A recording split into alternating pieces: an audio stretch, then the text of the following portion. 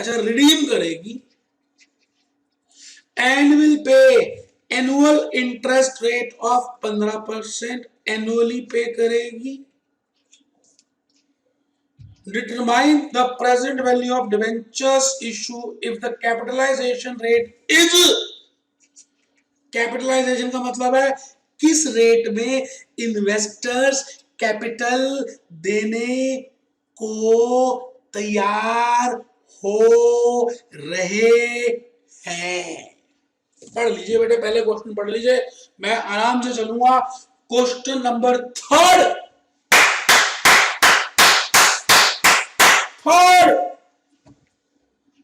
बेटे यहां पे रिडेम्पशन पार्ट्स में हो रही है, इंस्टॉलमेंट्स में हो रही है, कोई दिक्कत ही नहीं है ना बेटे, कोई टेंशन है ही नहीं। आप क्यों मुंह छोटा कर रहे हो, मैं हूं ना।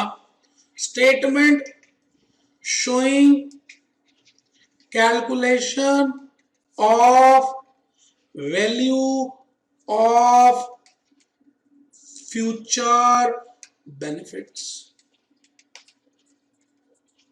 statement showing calculation of future benefits year,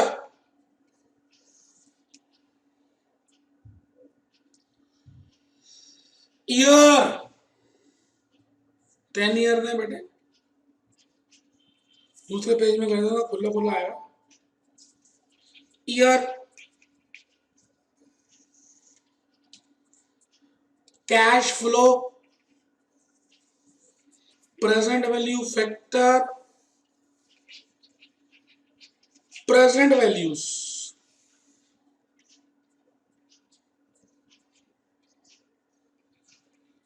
लो बेटे, बेटे ये एंड ऑफ फर्स्ट ईयर होता है, इस बात को समझना। मैं जब लिखता हूं फर्स्ट तो इसका मतलब होता है end of first year, second end of second year, eighth end of eighth year, ठीक है जी। तो आप जरा ध्यान से क्वेश्चन पढ़ लीजिए। वो कह रहा है जी हर साल 1000 रुपए वो देता जा रहा है, तो एक तो इंटरेस्ट निकाल लेते हैं पहले, ठीक है। इसमें एक कॉलम और बना लेते तो ज्यादा अच्छा था। आउटस्टैंडिंग अमाउंट कितना रह गया, अभी बच्चा कह रहा है कॉलम तो बना ही चुके हैं, कोई नहीं, यहां देख लेते हैं समझाने के लिए। आउटस्टैंडिंग बैलेंस जीरो पीरियड में कितना था, 10,000, फिर 1000 दे दिया तो 9,000, फिर लो बेटे थर्ड ईयर में, बेटे फोर्थ ईयर में, बेटे फिफ्थ ईयर में, बेटे सिक्स्थ ईयर में, बेटे सेवंथ ईयर में, बेटे एट्थ ईयर में, बेटे नाइन्थ ईयर में, और 1 2 0।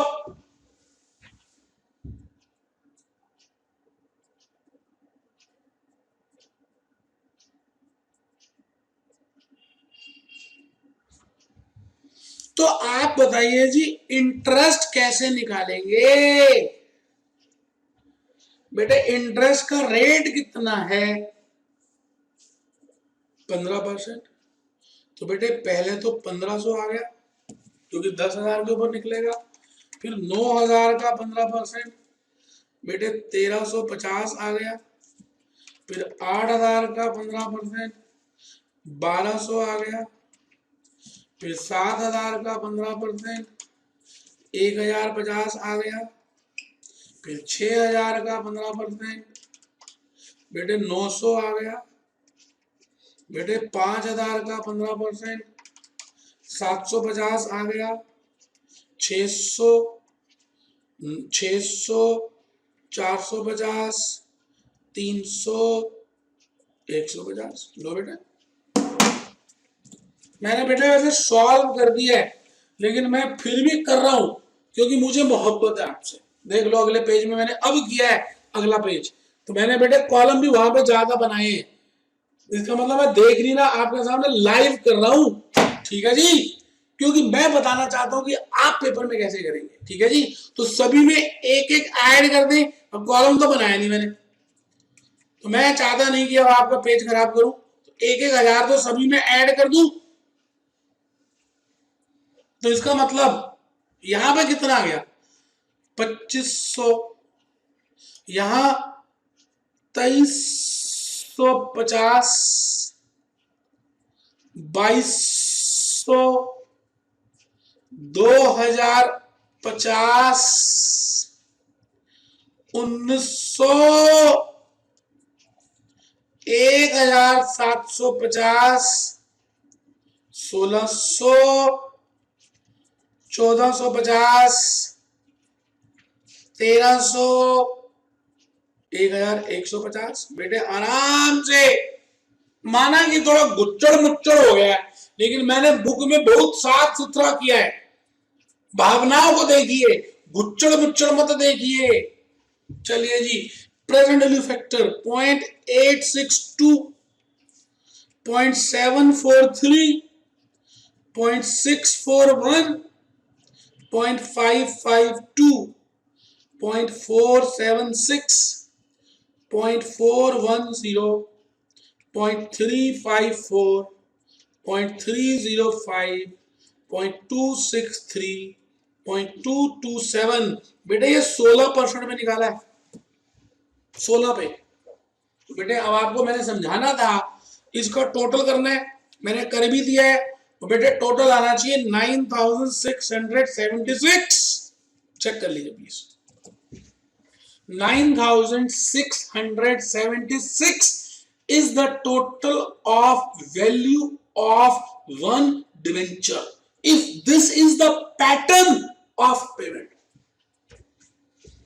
तो बेटे अब मैं आगे चलूंगा, question number 4।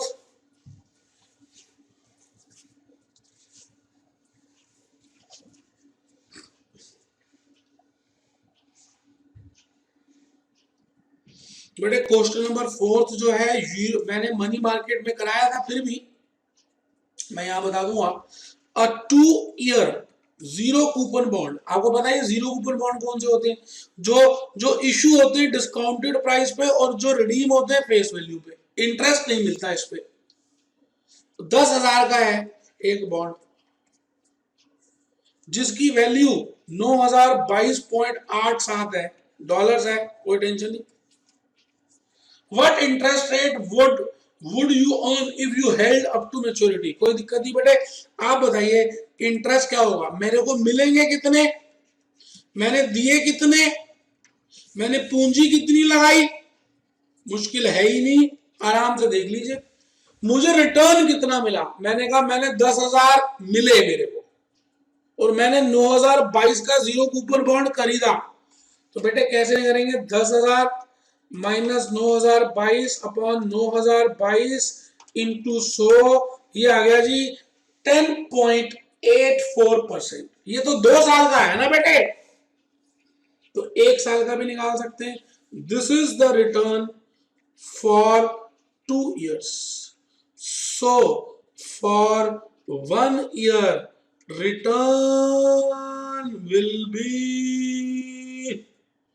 10.84 upon 2, that is 5.28%।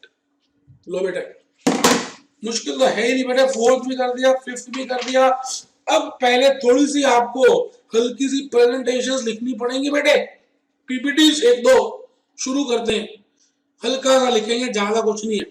Concept 8, वैसे इसके ऊपर क्वेश्चन हम कर चुके हैं, 5th क्वेश्चन, कोई बात नहीं। Value of bond with changing coupon rates।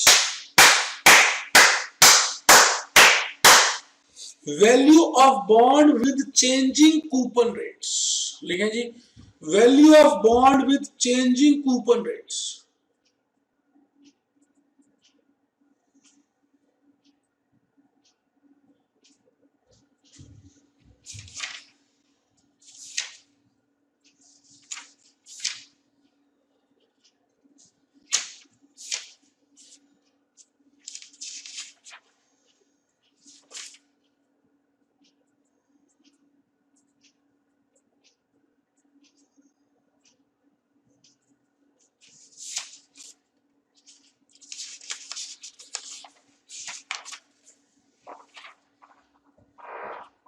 Value of bond with changing coupon rates मतलब slab rates, fluctuating rates. B point बहुत प्रीशियस है। In case question is silent then always we always assume equal coupon rate. अगर question silent है तो हम हमेशा equal coupon rate मांगते हैं। लिख लिया जी, कंसेप्ट नंबर 8 लिख लिया। बोलो ना, प्यार से बोलो बेटे, मुस्कुरा के, ऐसे नहीं, स्माइल पास करो, ऐसे थोड़ी होता है। Half yearly coupon bond, generally debentures में 6 महीने का इंटरेस्ट मिलता है, तो उस केस में क्या करेंगे देखिए।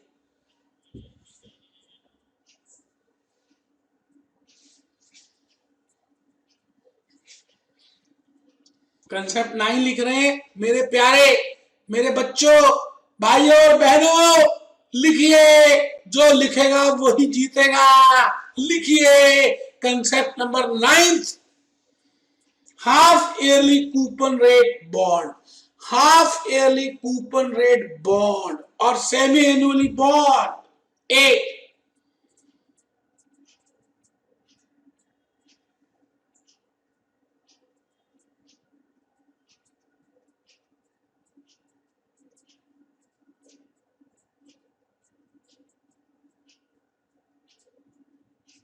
Following will be the 3 changes. एक तो 10% अगर साल का है तो 6 महीने में 5% देंगे, ठीक जी।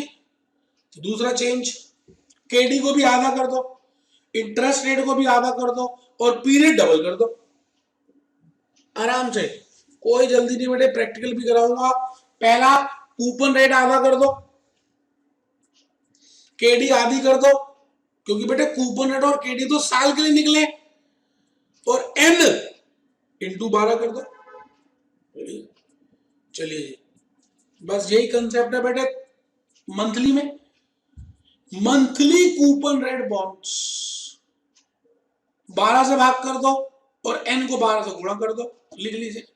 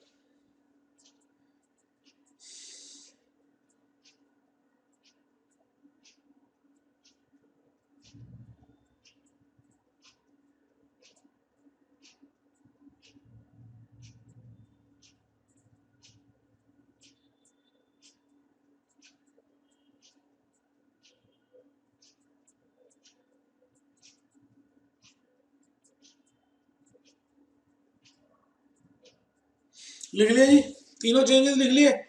चलिए कंसेप्ट नंबर 11 लिखिए, खत्म। जरूरत नहीं थी 11 की, फिर भी मैंने कहा चलो लिख ले। Quarterly coupon rate bond, quarterly coupon rate bond, इसमें 4 से भाग करेंगे, एन को 4 से गुणा करेंगे, बाकी नॉर्मल कैलकुलेशन वैसी ही होंगी, नॉर्मल कैलकुलेशन वैसी ही होंगी जैसी चल रही थी। लिख लीजिए।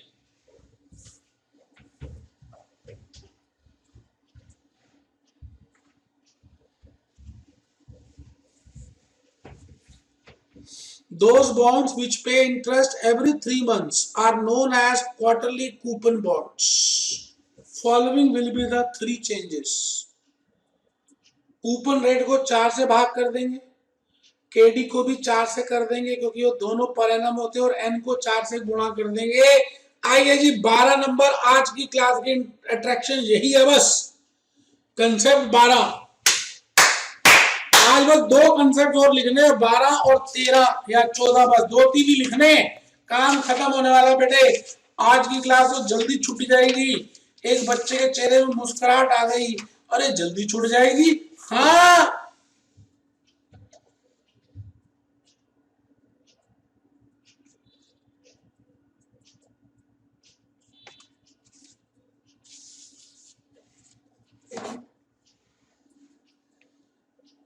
Return on bonds can be of different types.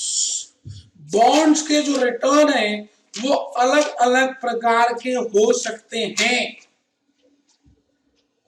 Holding period return portfolio में किया था, कैपिटल गेन रिटर्न और यील्ड, इंटरेस्ट रिटर्न और यील्ड, रियलाइज यील्ड, स्पेलिंग ठीक कर लेंगे बेटे। सीए फाइनल में इतने कराते हैं, आपने रियलाइज यील्ड तक लिखना, बस आगे नहीं लिखना, ठीक। तो मैं रिपीट करता हूं, return on bonds can be of different types, holding period rate of return, capital gain yield, interest rate yield, current yield, current yield, realised yield तक लिखना है। कंसेप्ट 13, फिर बेटा 14 है, 15 है, 16 है। चलिए कोई दिक्कत नहीं जी, एक दो कंसेप्ट और लिखने। कंसेप्ट 13 लिख दीजिए आप, holding period rate of return, HPR for bond.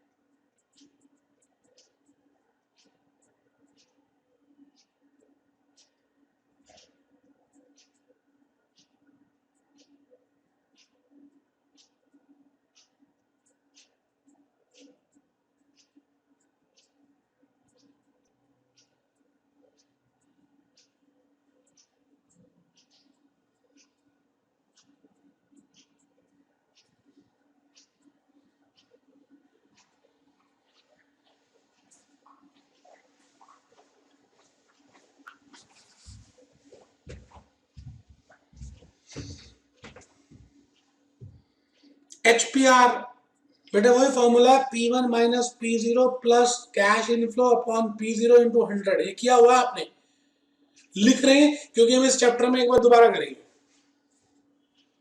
ए लिख लिया, बी, सी,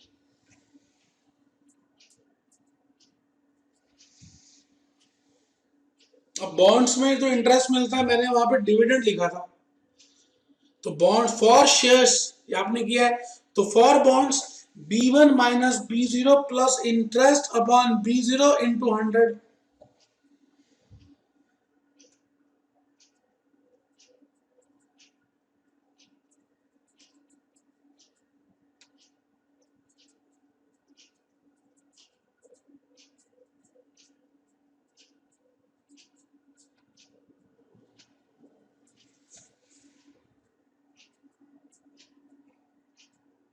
लिख लिया जी, कंसेप्ट 14 में लिखिए, काम खत्म कर रहे हैं बेटे।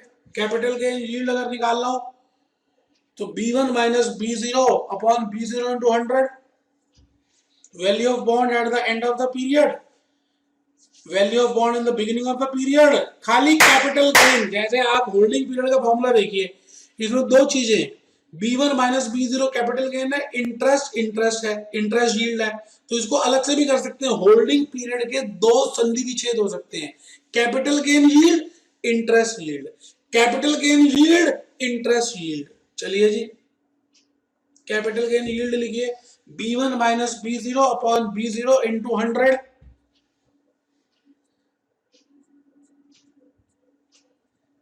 B1 minus B0 upon B0 into 100। चलिए इन कंसेप्ट नंबर 15,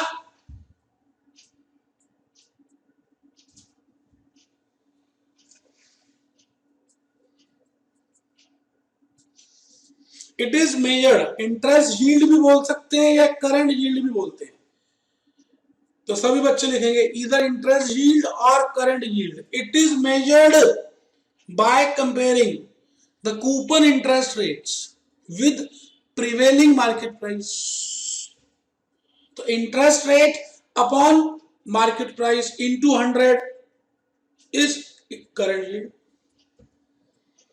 बड़ा ही प्यारा कंसेप्ट है, इसके ऊपर क्वेश्चंस भी आए हुए, अभी करेंगे।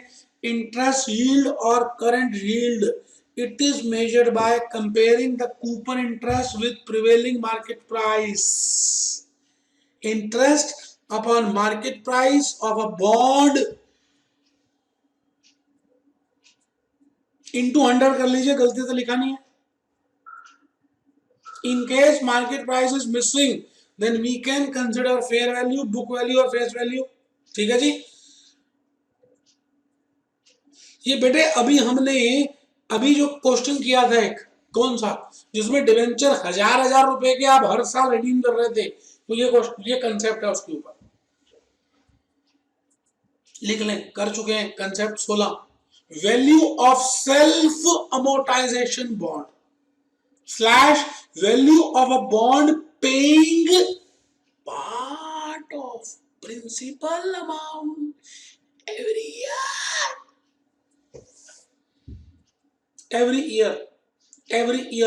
जैसे अभी अभी क्वेश्चन किया था ना, वो क्वेश्चन नंबर 3 का बी पार्ट, हर साल हजार हजार जा रहे हैं, हर साल हजार हजार जा रहे हैं। लिखिए,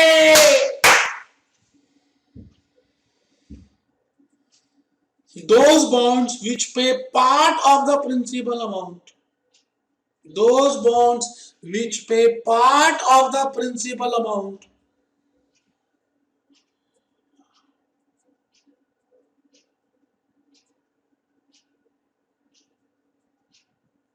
at regular interval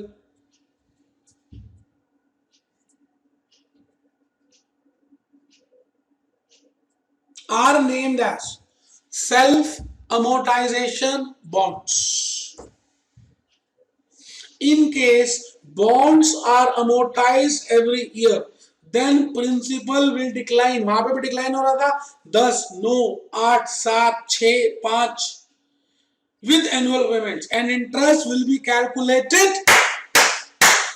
on the outstanding amounts. बेटे ये तो क्वेश्चन भी कर लिया, कंसेप्ट अब लिख रहे हैं। एक बच्चे ने मुस्कुराना शुरू कर दिया, वो कहते देख मास्टर कैसे डांस कर रहा है। बेटे क्या करूं, आपको मैं कैसे बांध के रखूं, आप बंध ही नहीं सकते, ड्रामे करने पड़ते हैं बेटे। क्या बताऊं मैं आपको।